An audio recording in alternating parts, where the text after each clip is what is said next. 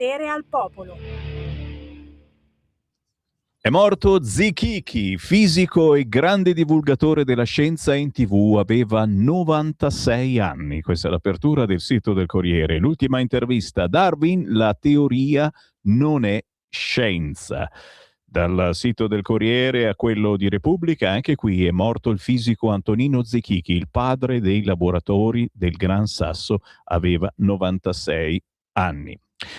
Il buongiorno rinnovato, la voglia di sesso c'è ben presente sul sito di Repubblica. Sesso, potere, bitcoin negli Epstein File, i misfatti dell'oligarchia digitale. Ne parla Massimo Giannini nel suo Circo Massimo. E poi naturalmente su Repubblica, soprattutto su Repubblica, le peggiori battute di Pucci contro donne, meridionali, gay, fenomenologia di un comico da terza media. Francesco Bei oggi sul sito e naturalmente anche sul quotidiano di Repubblica. Buongiorno e buon mattino da Sammy Varin. Come vedete, giornata bella, colma di emozioni, emozioni che non dovrebbero essere politiche, ma quella di Zichichi è una storia tutta quanta politica. Torneremo a parlarne tra pochissimo, perché abbiamo ricevuto decine, se non centinaia di messaggi da parte vostra al 340 6709 659 anche su questo argomento, ma avremo modo di parlare anche di musica indipendente. Certo, arriva Fiorindo tra pochissimo con una canzone molto molto preziosa dal titolo Anni Anna, e poi alle 11:30 l'informazione cattolica, i nostri bacchettoni insieme a Matteo Orlando che ci riassume le notizie della settimana dal sito di informazionecattolica.it. Non mancherà il Segui la Lega e certo il resoconto di questo sabato sera passato alla festa della Lega che c'è stata in provincia di Torino con Elena Maccanti e Nunzia Risicato, nonché con il nostro Grimoldi. Ci fermiamo, come di consueto a quest'ora, il Qui Parlamento, e ci colleghiamo con il deputato della Lega, Gusmeroli. Qui Parlamento. Grazie Presidente, onorevoli colleghe e colleghi. Perché è importante questa legge sulle piccole e medie imprese?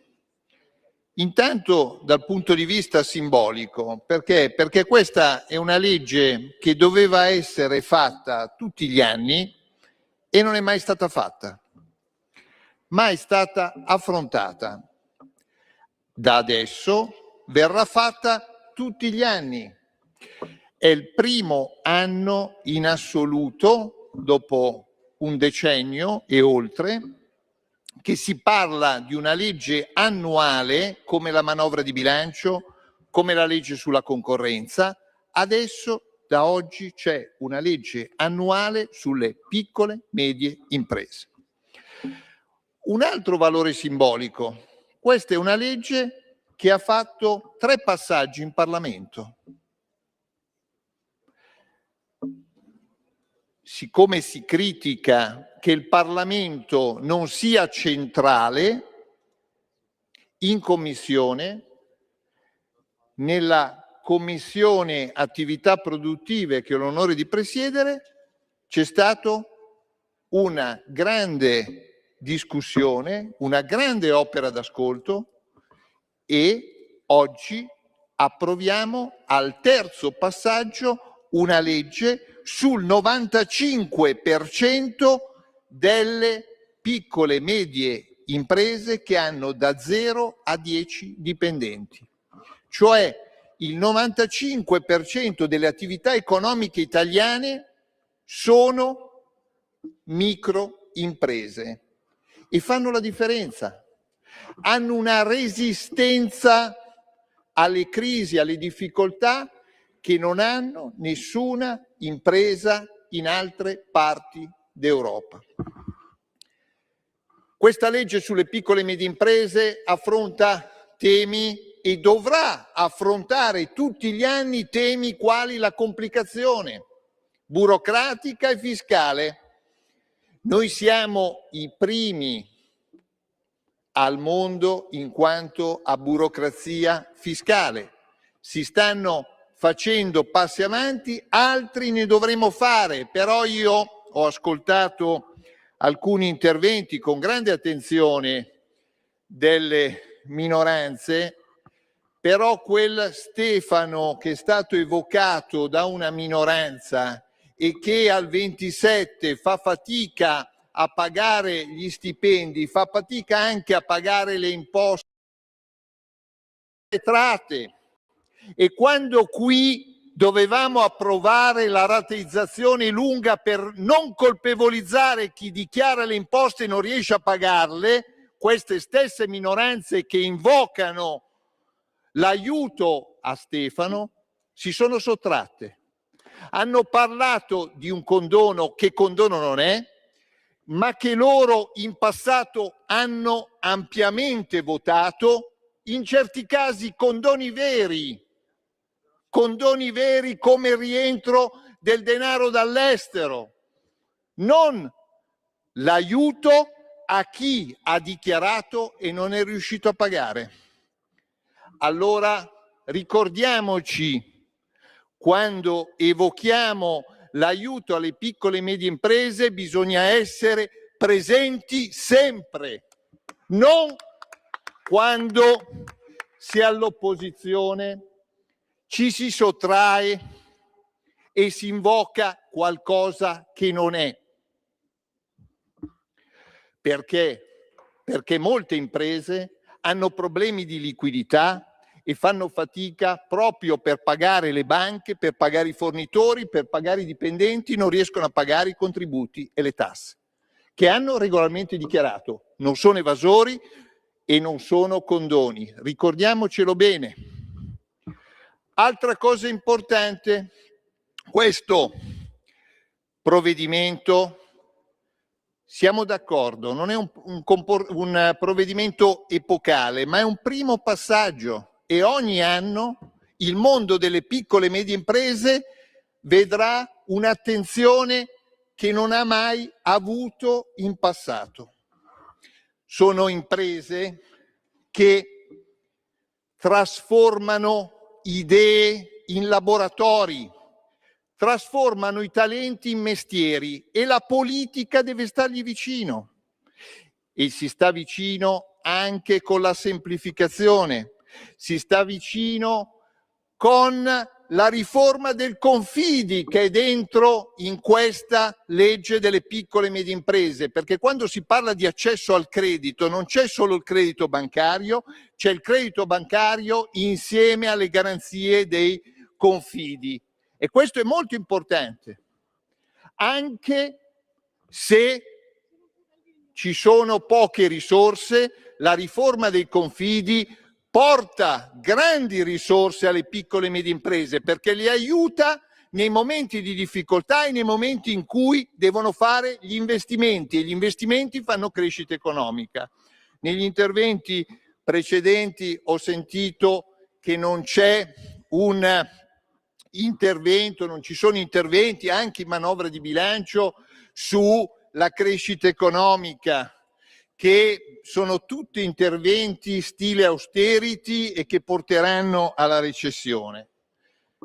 Bene, io voglio ricordare che in questo momento, con tutte le difficoltà del caso che non si devono nascondere, con tutti gli aiuti che bisogna anche ampliare, però ricordiamoci che abbiamo un'inflazione sotto la media europea, che abbiamo il tasso di disoccupazione più basso degli ultimi anni, siamo al 5,6%, abbiamo il tasso di occupazione molto elevato, abbiamo tassi di interesse che proprio aiutano il mondo delle piccole medie imprese, quel mondo che vedrà un'attenzione rinnovata ogni anno da parte di questo Parlamento. Allora, cosa dobbiamo fare? Dobbiamo sicuramente aiutare il mondo delle piccole e medie imprese a ampliare i mercati, dobbiamo aiutare il mondo delle piccole e medie imprese non, come ho sentito anche qua, ad aggregarsi, a diventare grandi. Perché? Perché la loro caratteristica, la loro resilienza è proprio il fatto che siano piccole, medie imprese. Ecco perché come Lega convintamente votiamo questo provvedimento. Perché? Perché come oggi mettiamo un punto fermo sulla riforma dei confidi, sulla riforma dell'artigianato, abbiamo un anno e ogni anno per focalizzare tutti i bisogni del mondo delle piccole e medie imprese, che fanno il 30% del PIL, che fanno la crescita economica, che fanno la differenza sui mercati, che riescono a subire e affrontare con rinnovato impegno anche crisi che vengono determinate dall'esterno. Prima si è parlato dell'automotive, pensiamo ai disastri di certe decisioni col voto di molti qui parlamentari in Europa per le decisioni europee sull'automotive. Ricordiamocelo quando invochiamo quello che è stato fatto o non è stato fatto. Ricordiamocelo cosa votavamo quando l'automotive sono fatte delle scelte che hanno messo in crisi, insieme ad altre problematiche, un settore che è stato strutturalmente motore di crescita economica per l'Italia e per l'Europa. La Lega voterà convintamente questo provvedimento. Grazie Presidente. Grazie onorevole Gusmeroli. Qui Parlamento.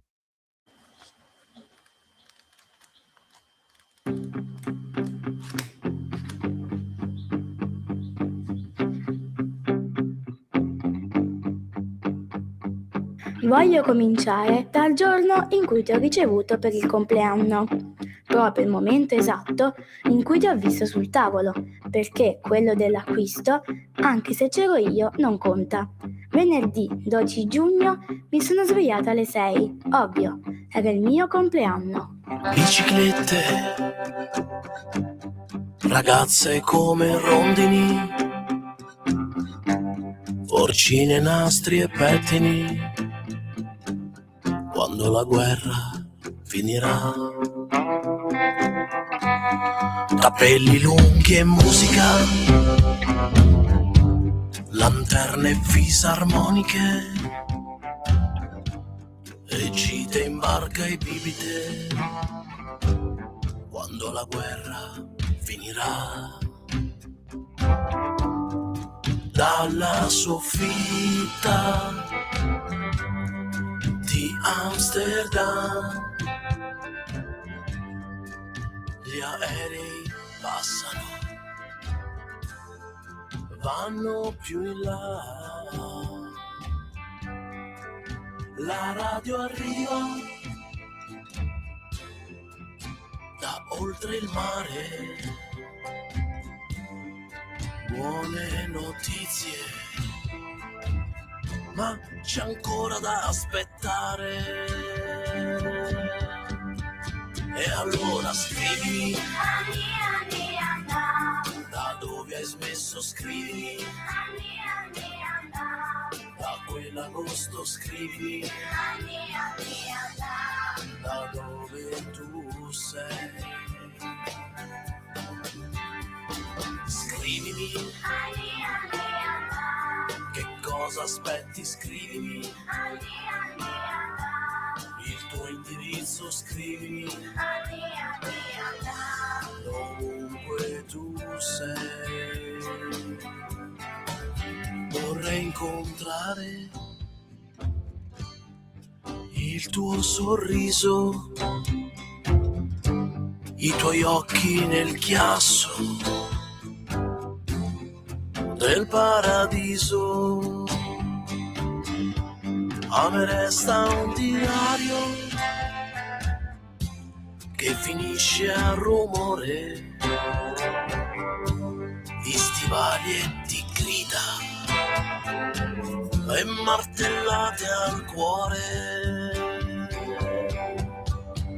E allora scrivimi da dove hai smesso, scrivimi da quell'agosto, scrivimi da dove tu sei. Scrivimi che cosa aspetti, scrivimi il tuo indirizzo, scrivimi ovunque tu sei. Pagine pazienti più degli uomini, ritorneremo a scrivere quando la guerra finirà. Quando la guerra finirà. Io, Anna Frank, in Amsterdam, il giorno 11 maggio 1939, ho ricevuto questa lettera molto carina da parte di papà e sarà per me un sostegno per tutta la vita, a patto di non lasciarla in giro per casa, come farebbe Margot, come ha fatto Margot adesso.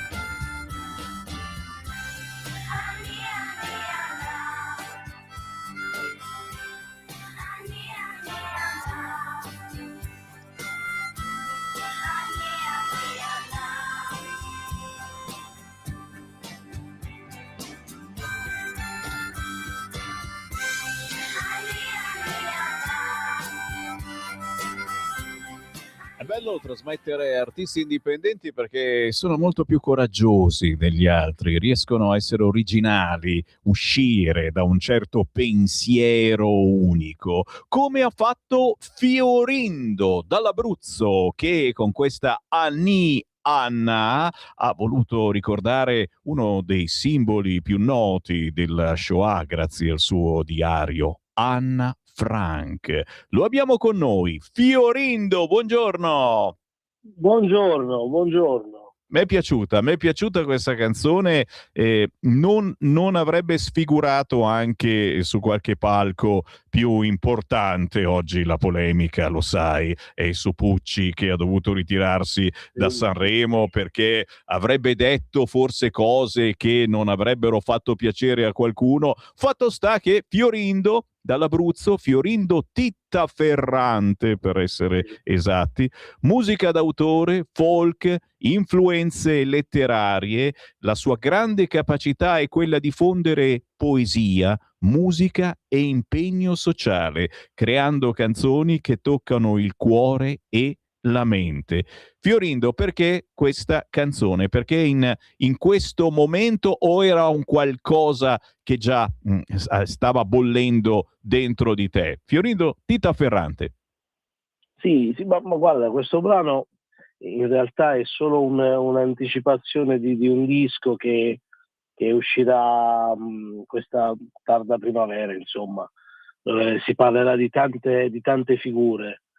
E diciamo che far uscire il brano su Anna Frank è stato anche un'idea, perché comunque in questo momento c'è questa situazione un po' controversa sulla Shoah, perché noi sappiamo che 80 anni fa essere ebrei era, insomma, non è che era tanto indicato doverlo dire, perché se uno diceva che era ebreo comunque veniva spedito nei campi di concentramento. Invece ad oggi la situazione si è un po' ribaldata, perché se uno dice che è ebreo si deve un po' vergognare, quindi purtroppo la storia delle volte ha facce un po' particolari, un po' come sta succedendo a questo Pucci, che insomma ha rifiutato di andare a Sanremo, insomma.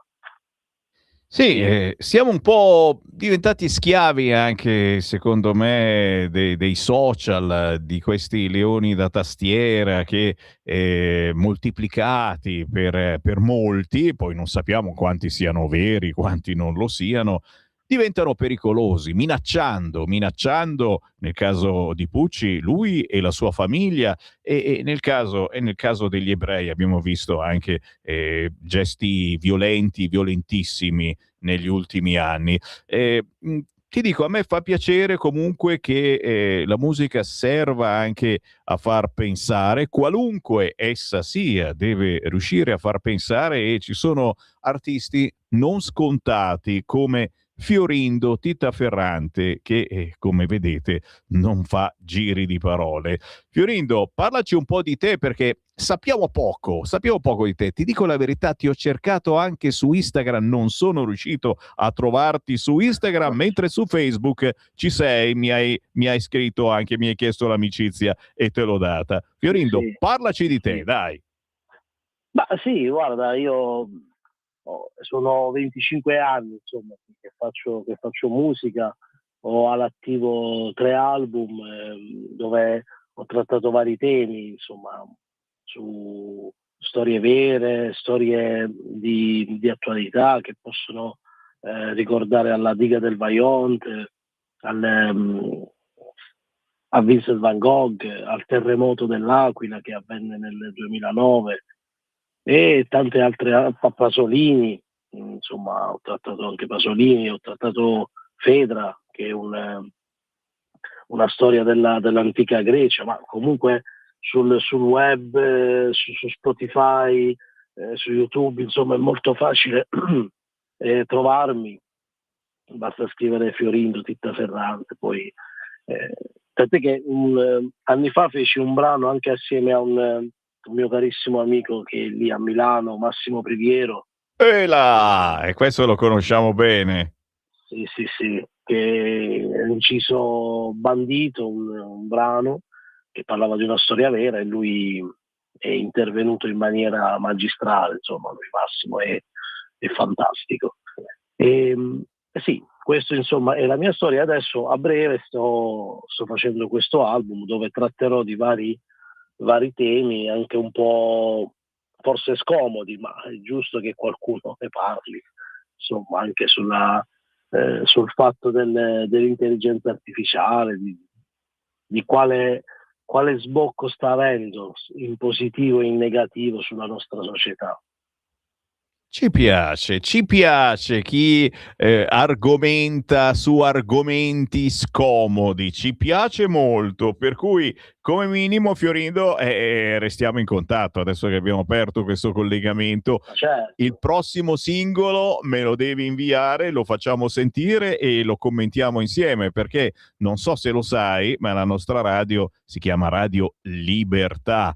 E cosa c'è di meglio per un artista avere libertà di esprimere il proprio pensiero, il proprio parere in un momento così difficile anche perché io posso capire, adesso si comincia anche a aver paura a dire determinate cose perché ti minacciano, te ne fanno di tutti i colori e ti obbligano a fare un passo indietro e sono situazioni pazzesche che forse si riescono parzialmente a risolvere anche nel tuo caso facendo musica, facendo bella musica e trattando gli argomenti con una poesia musicale che li rende forse un attimino più assimilabili, chissà. Fiorindo, ci diamo appuntamento al Sì, prossimo singolo, assolutamente sì, e se dall'Abruzzo passi da Milano mi fai un colpo di telefono e ti invito volentieri in indubbiamente. studio. Certo, perché no? Sarebbe un piacere. Grazie davvero. Fiorindo, Titta Ferrante, cercatelo sugli store digitali o semplicemente su YouTube, lui salta fuori. Grazie, alla prossima. Grazie a te, ciao a tutti.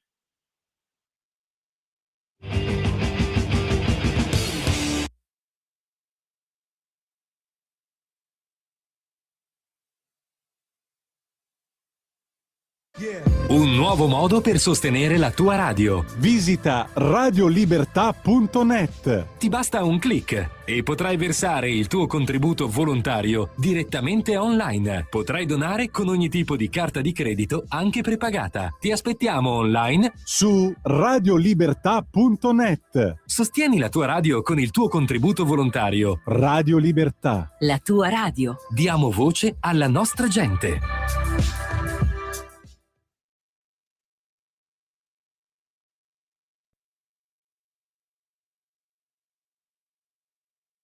Lo amiamo perché ci offre sempre le cose più buone e naturali. Linea Alberto Acerbis! Cari amici di Radio Libertà, cari ascoltatori, buongiorno. Io sono Gaia Acerbis e devo dirvi la verità, devo dirvi che io quest'oggi sono un po' emozionata perché è il mio primo e vero collegamento. Il mio papà Alberto, che molti di voi sono sicura già conosceranno, mi ha detto: Gaia, mi raccomando, fai una bella offerta ai nostri amici di Radio Libertà. Quindi scusatemi in anticipo se non sarò brava come lui, però ci provo e vi parlo del nostro olio Acerbis. Olio Acerbis è un olio extravergine di oliva 100% italiano da olive italiane certificate all'origine estratto a freddo. E pensate che proprio in questi giorni stiamo imbottigliando come ogni mattina sulle sponde del lago di Garda l'olio nuovo. E la mia offerta per voi questa mattina è proprio questa: olio nuovo al prezzo vecchio. 6 bottiglie da 1 litro, 84 euro con trasporto gratuito in tutta Italia. Ricordo che olio Acerbis, oltre a far bene alla salute, è un olio che non copre i piatti ma li accompagna e vi fa riscoprire i sapori semplici di una volta. Per ordinare potete chiamare il numero 030 68 40 408 oppure andare sul nostro sito www.olioacerbis.com. Mi raccomando amici, approfittatene finché c'è disponibilità e ricordatevi sempre che l'olio buono è un nutraceutico a metà tra un condimento e un medicinale. Io vi ringrazio, ordinate e dite: ho ascoltato Gaia su Radio Libertà, così mi fate fare anche una bella figura a casa e questo non guasta mai. Io vi abbraccio, una buona giornata, viva l'Italia, viva le cose buone. Per la tua pubblicità visita il sito radiolibertà.net. Ciao amici di Radio Libertà, io sono Andrea, il cantante delle distanze, e vi racconterò un po' di Ventomatto di cosa parla. Di Ventomatto è una canzone che tratta il tema dell'abbandono e lo tratta descrivendo un po' la reazione a un abbandono, con rancore, tristezza, disperazione, ma anche rabbia. E lo fa attraverso le sonorità, attraverso il brano, che ha delle dinamiche dove si sente la disperazione, si sente l'abbandono, a volte anche si sente un po' di sentirsi un po' sconfitti, un po' senza forza, e poi invece una reazione rancorosa forte, che viene tutta, diciamo, resa quasi grafica attraverso il videoclip, che è un'animazione stile cartone animato, stile Dragon Ball, Steven Universe, dove ci siamo noi tre, io, Corinna, bassista, e Saverio, batterista, che lottiamo questo mostro, che sarebbe il mostro interiore, che sarebbe quella vocina interiore che ci fa abbattere davanti ad esempio un ostacolo come quello dell'abbandono. Non ci sono personaggi specifici all'interno di questa storia, all'interno di questa canzone, un racconto di una reazione ad un abbandono, e credo che qualsiasi persona che nella vita spesso si può trovare abbandonata si possa riconoscere in questo testo. Cittadina in Lombardia famosa per i suoi liutai, per il torrone e per la mostarda. E cosa c'è di più bello che ascoltare uno Stradivari mangiando un gran bollito con la mostarda e del torrone da dessert?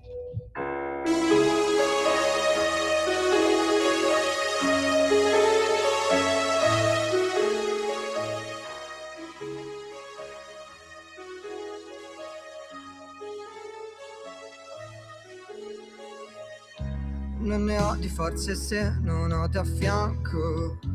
Il divario tra di noi si sta allargando. Riascolto la playlist che abbiamo fatto, pure le pubblicità tra un brano e l'altro. Il male che fai neanche sai di farlo. Pensi sia a posto, non riesco a dirtelo, che poi non mi dai possibilità di farlo. Sei scomparso. Non so da quanto tempo mi fermo e ti ricordo, e se il tuo ricordo è bello oppure no. Non so se se questo ha un senso, ma se già avesse senso non mi hai scordato.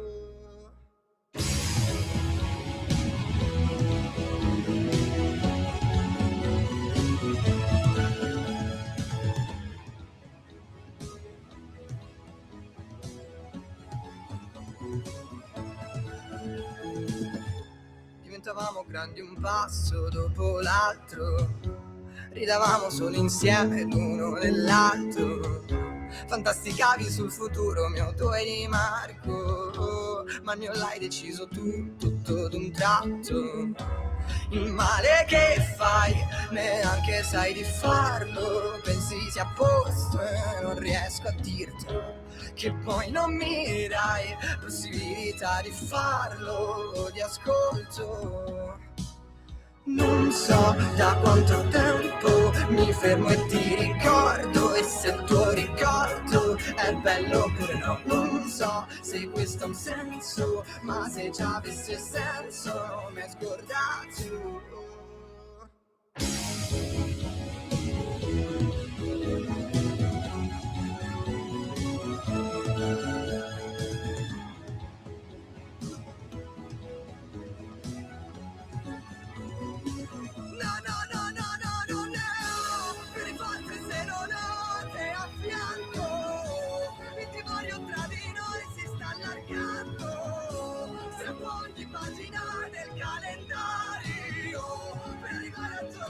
Divento matto, non so da quanto tempo ripenso al tuo ricordo, perché il mio ricordo è distorto ormai dopo. Sento che dentro rallento e fuori con lo stento, ma ti prenderò.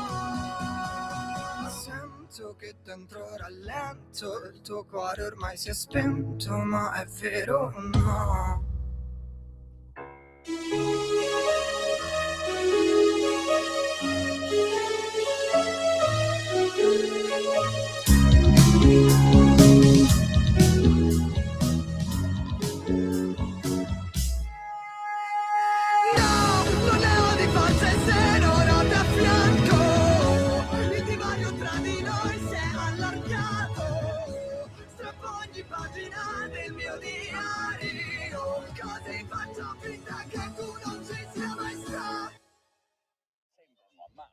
Guarda che interessante, da riascoltare secondo me con più calma questo pezzo che si chiama Divento matto. Il gruppo, le stiamo tenendo d'occhio queste persone, Le Distanze si fanno chiamare così, arrivano da Genova, sono Andrea, Corinna e Saverio, appena usciti con un connubio tra scrittura classica e moderna, sostenuti da un ricco arrangiamento che conferisce un tono imperioso alle sonorità. Qui si tratta il tema dell'abbandono, come sentivate, un vortice di rabbia, rancore, tristezza e un profondo senso di solitudine. Divento matto del gruppo Le Distanze. Piatto ricco micifico, come vedete, una controinformazione anche musicale molto molto potente, ci porta all'appuntamento del lunedì a quest'ora, è minimo. A proposito di controinformazione potente, loro la pensano in modo molto differente dal pensiero comune, soprattutto da quello di un certo quotidiano che si chiama Avvenire.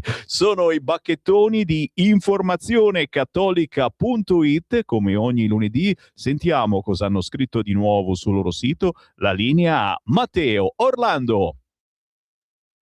Buongiorno Semmi e buongiorno a tutti gli ascoltatori di Radio Libertà. Quest'oggi cominciamo con l'editoriale pubblicato stamane su informazionecattolica.it dal titolo Alle radici dell'atantismo, articolo di Raffaele Iannuzzi.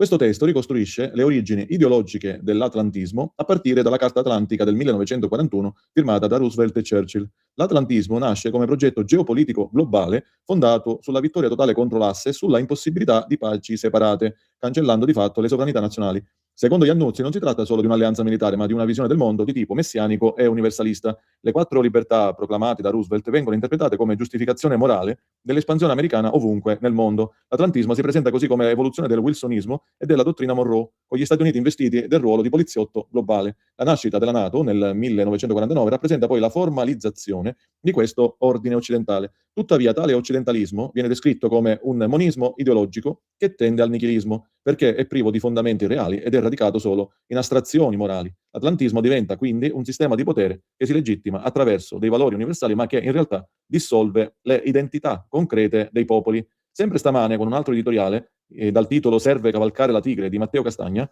attraverso questo testo l'autore analizza la scadenza del trattato New START tra USA e Russia, ultimo grande accordo sul disarmo nucleare. La fine dell'intesa apre il rischio concreto di una nuova corsa agli armamenti atomici, in un contesto già segnato da tensioni geopolitiche. Russia e Stati Uniti divergono sulle modalità di rinnovo, mentre la Cina emerge come terza potenza nucleare in rapida espansione. Castagna sottolinea come la deterrenza nucleare renda impossibile una guerra classica, trasformando il conflitto in una competizione distruttiva potenzialmente totale.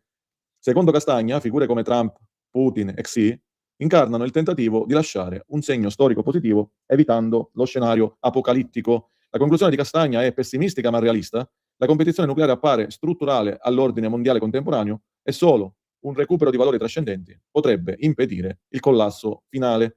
Altro editoriale di oggi, sempre su informazionecattolica.it, è quello curato da Vincenzo Silvestrelli, dal titolo Il satanismo, legame segreto delle elite. L'articolo interpreta il caso Epstein come prova dell'esistenza di una rete occulta e perversa che coinvolgerebbe le elite occidentali. Secondo Silvestrelli non si tratterebbe solo di criminalità sessuale, ma di un sistema gnostico satanico legato al potere globale. Epstein avrebbe operato su 3 livelli: finanziario, ricattatorio e rituale, e le pratiche denunciate includono pedofilia, riti satanici e traffico di esseri umani, con un coinvolgimento di personaggi politici e istituzionali di primo piano. I media tradizionali vengono accusati da Silvestrelli, a ragione, di coprire o minimizzare la portata dello scandalo, e sempre Silvestrelli sostiene che l'occidentalismo sia intrinsecamente satanico perché è fondato su nichilismo, dominio degli altri e perversione. La vicenda Epstein non sarebbe, secondo Silvestrelli, un'eccezione, ma la manifestazione di una struttura di potere profondamente corrotta e che bisogna fare emergere e condannare.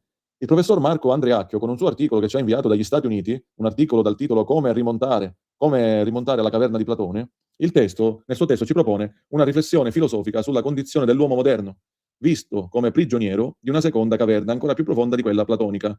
L'autore, il professor Andreacchio, utilizza Dante come chiave interpretativa per descrivere 3 ostacoli fondamentali alla verità: la separazione tra essere e dover essere, il dominio strumentale del linguaggio sulla natura e l'idolatria moderna. E poi ci ricorda che a partire da Machiavelli la modernità ha spezzato il legame tra natura e bene, riducendo il reale a dato neutro e manipolabile. E ci ricorda il professore che il linguaggio non serve più a contemplare la verità, ma a dominare e a ricreare il mondo, e questo porta a una civiltà di simulacri e di poteri astratti. Vi invitiamo a leggere questo articolo molto interessante.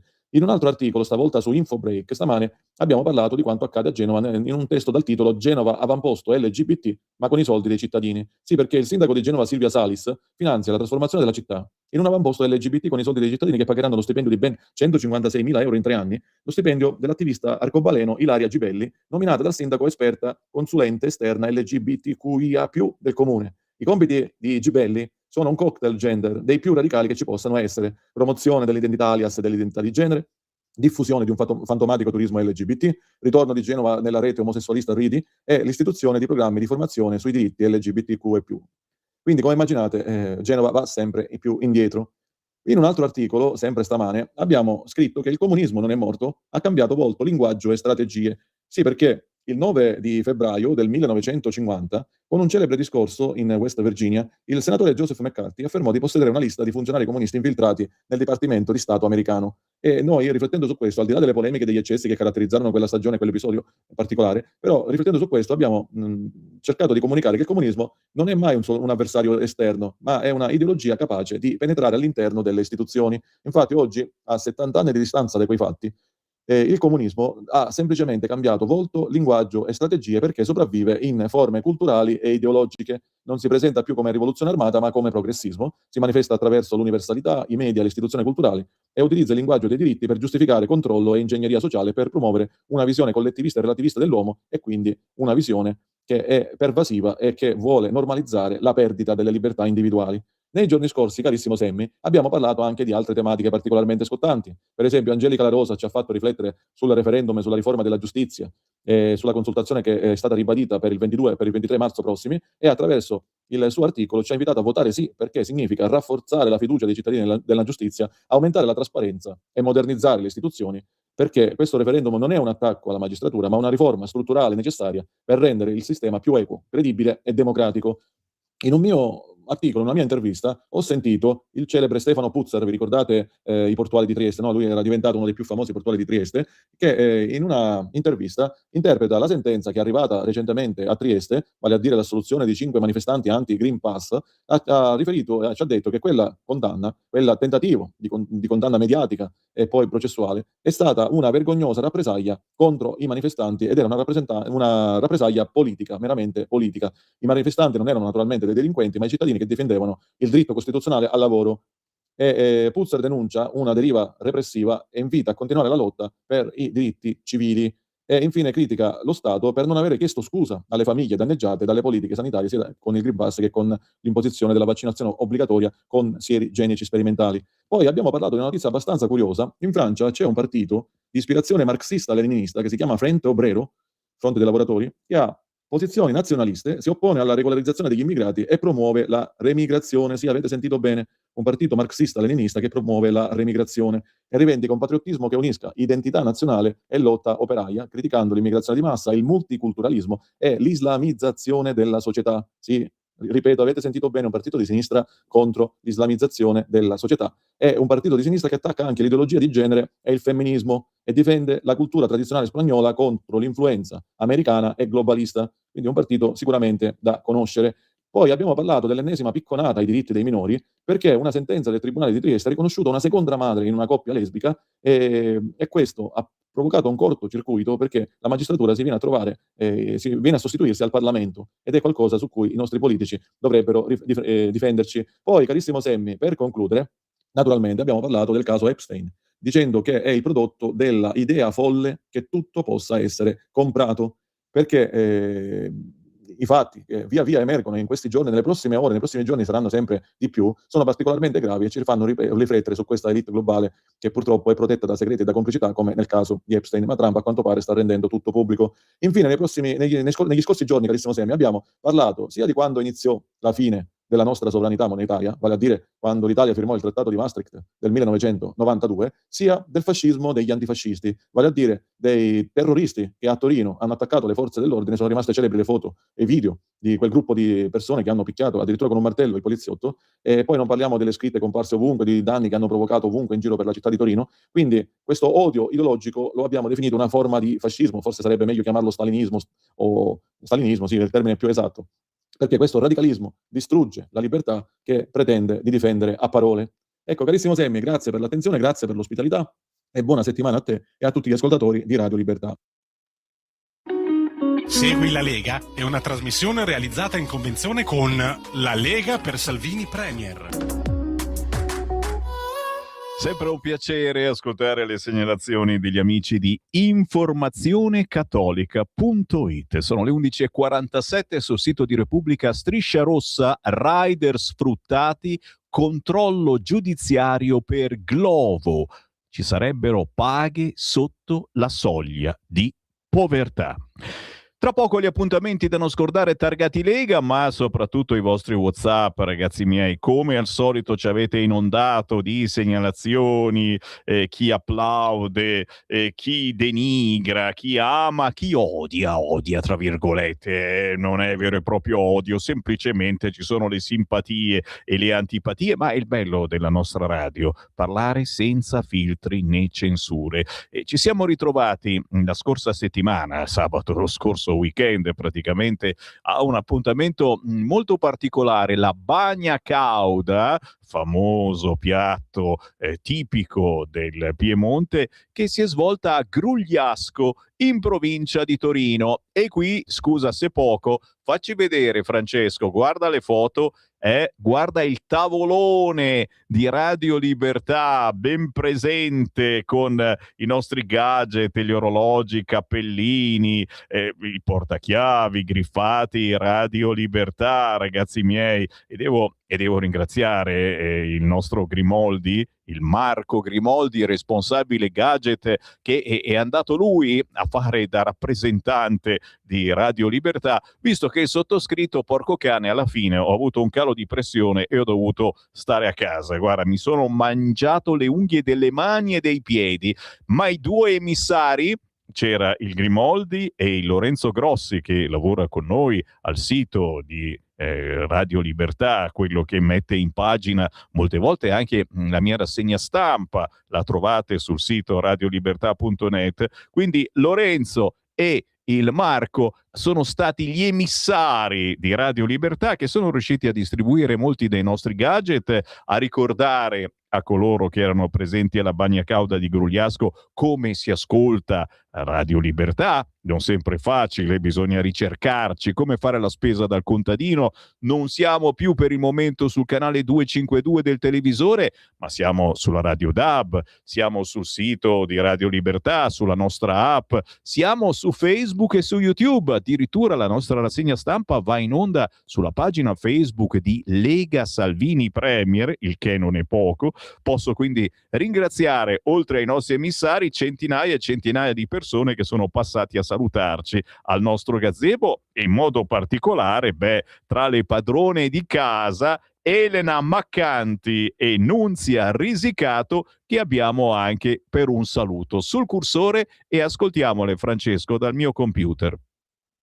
Guarda chi t'ho trovato, una gentil donzella, Elena Maccanti, è un segretario provinciale e siamo qua in attesa di questa bagna cauda, di poter assaggiare il profumo e tutti gli odori che poi intinge, e tu stai a casa.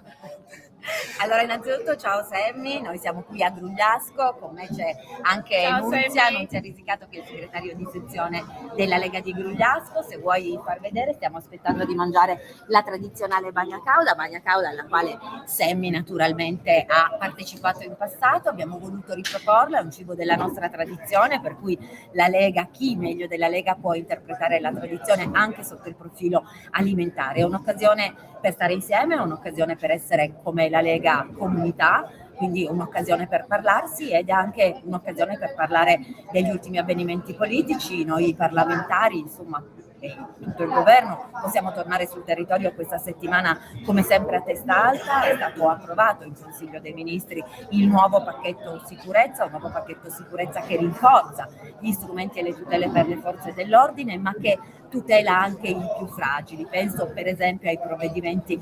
Guarda chi t'ho trovato, una gentil donzella. Grazie davvero a Elena Maccanti, deputata della Lega e tra le padrone di casa in questo evento che si è svolto sabato sera a Grugliasco, in provincia di Torino, la Bagna Cauda, organizzata dalla locale sezione. Chiaramente non finisce qui, perché ci saranno tante altre situazioni per rincontrarci e parlare di buona politica tutti quanti insieme. Intanto, certo, i vostri WhatsApp al 340 6709 659, da questa mattina che ne dite di tutti i colori. L'impunità dei devastatori di Torino e Milano rilasciati dai giudici dimostra che occorre votare sì al referendum per stroncare lo strapotere delle correnti rosse della magistratura italiana. Bravo Silvio, effettivamente ci dobbiamo portare avanti anche su questo fronte e spiegarlo soprattutto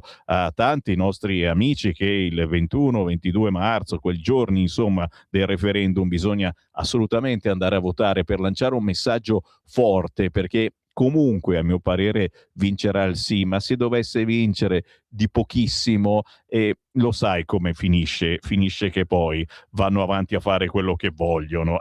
Sì. Attenzione, WhatsApp al 340 6709 659, c'è un messaggio audio sul cursore, sentiamo che cosa dice. Buongiorno Sammy. Buongiorno. Al posto di Pucci metteranno Iacchetti, no? Il comunistazzo. Ciao, un saluto. Zitto va, guarda, io non la guardo più, non so se voi la guardate Striscia Notizie, non riesco più a guardarla dopo che Iacchetti ha fatto quella figuraccia. molto particolare, diciamo così. E ancora, ascolta questo video, mi dice Anna Maria da Vicenza. Vabbè, lo sento, sul cursore sentiamo cosa dice il video, sentiamo. Poliziotto di grande esperienza ha accettato di parlarci sotto anonimato. Chiediamo allora a lui come sia stato possibile che dopo 722 persone identificate dalle forze dell'ordine nei giorni precedenti alla manifestazione Ecco, era su TikTok e quindi non prosegue. Andrò a cercarmelo. Buongiorno, a proposito della domanda che ne pensate di questi svizzeri? Ebbene, penso che non siano così svizzeri come pensavamo noi italiani, o sono svizzeri solamente quando si tratta di spillare soldi a chi viene da fuori. Tutto il mondo è paese, con i soldi si compra tutto. Grazie Pina, parlavamo del fatto che sia andato a fuoco anche quel posto dove si ricordavano le vittime di Gran Montana, sembra incredibile, ma ora i lumini ci sono ancora, sono sempre lì di fianco al peluche che può prendere fuoco. Antonio, no, mica dico niente, forse ci sono degli standard di sicurezza, ma più che di sicurezza anche di cervello. Non capisco perché i giornali di centrodestra diano visibilità a un cretino paraculato come Benigni. Non conoscono il detto bene o male basta che si parli. Antonio da Udine, ma no Antonio, e oggi parlano tutti quanti naturalmente di quello che è successo a Pucci, però ci sia anche questa situazione di un Benigni tanto osannato e che è cambiato nel frattempo, che è diventato sacro,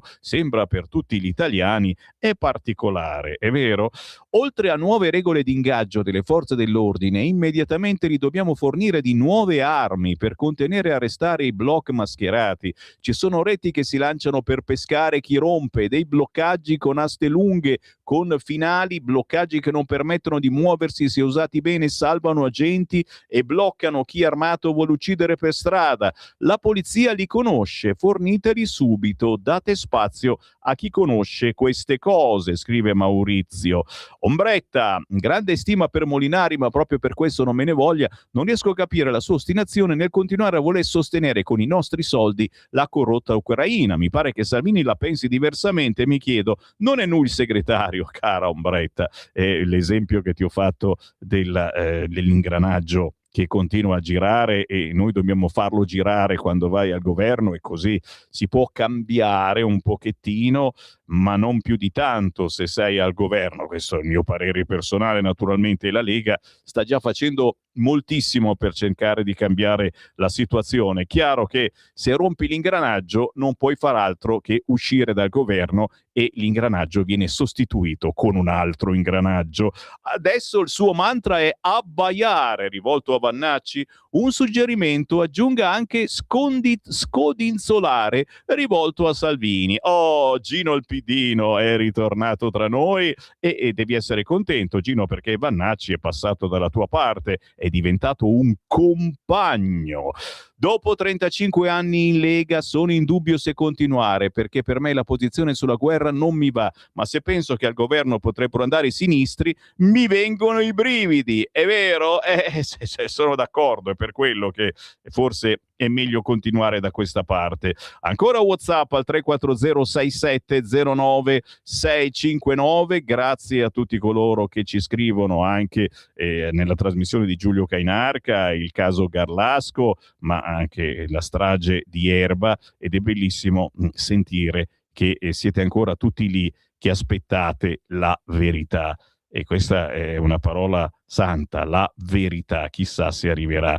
Buongiorno, tutto bello e perfetto alle Olimpiadi di Milano Cortina, ma è molto scandaloso doversi servire della cucina slovena e non dare una mano ai nostri eccellenti prodotti agricoli italiani che sono in crisi nonostante la fatica e il guadagno a zero. Non è possibile cambiare gestione? Chi ha fatto questa scelta?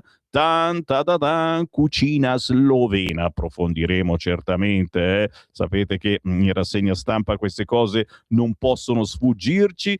Lunedì 9 febbraio, questo pomeriggio, ore 17, Massimiliano Romeo, segretario della Lega Lombarda e capogruppo al Senato proprio della Lega. Oggi alle 17 il convegno Insieme contro l'antisemitismo presso Palazzo Pirelli, Sala Pirelli, via Fabio Filzi 22. Oggi ore 17 arriva Massimiliano Romeo a Palazzo Pirelli, Sala Pirelli, via Fabio Filzi 22 per il convegno Insieme contro l'antisemitismo. Ma oggi pomeriggio c'è anche Matteo Salvini a Trieste alle 18:30. Infrastrutture, sviluppo e sicurezza presso la stazione marittima di Trieste. Introduce Massimiliano Fedriga, presidente della regione Friuli Venezia Giulia. Interverranno tra gli altri Marco Consalvo, presidente autorità di sistema portuale, Francesco Parisi, presidente di Trieste Summit, Antonio Barbara, CEO di HILA PLT di Trieste, Gianni Tonelli, responsabile Dipartimento Lega Sicurezza e Migrazione. Conclude appunto Matteo Salvini, coordinato da Marco Dreosto, segretario della Lega Friuli Venezia Giulia. Se siete in zona Trieste, oggi 9 febbraio ore 18:30 ci troviamo alla stazione marittima con Matteo Salvini. Luca Salvini e Luca Toccalini invece arriva domani 10 febbraio alle ore 21. Gli studenti della Lega Giovani dialogano con Luca Toccalini in A Scuola di Lega. Collegamento via internet, se volete maggiori informazioni, minimo cercate Luca Toccalini su Facebook oppure su Instagram. Gli appuntamenti con Io sto col poliziotto, mi raccomando, è stato un weekend di grande lavoro per militanti, volontari della Lega, ma lo saranno anche i prossimi. Io sto col poliziotto, noi stiamo con la polizia, si può firmare comunque tranquillamente online sul sito legaonline.it. Mi devo fermare, me ne vado, devo proprio, va bene, no, sto guardando che sono molte altre date appunto di Io sto col poliziotto nelle prossime settimane. Ci torniamo certamente, per il momento mi fermo, tra pochissimo arriva anche Nicola Ottaviani con la sua Belva Civile, oggi su Epstein, Vannacci, Olimpiadi. Ci fa piacere, il grandissimo Nicola Ottaviani ritorna intorno alle 12:05, 12:10 con la sua trasmissione Meditazione. Da Sammy Varin è veramente tutto, grazie naturalmente a Francesco in regia, ma è una minaccia. Io ritorno domattina alle 7:30. Avete ascoltato Potere al Popolo.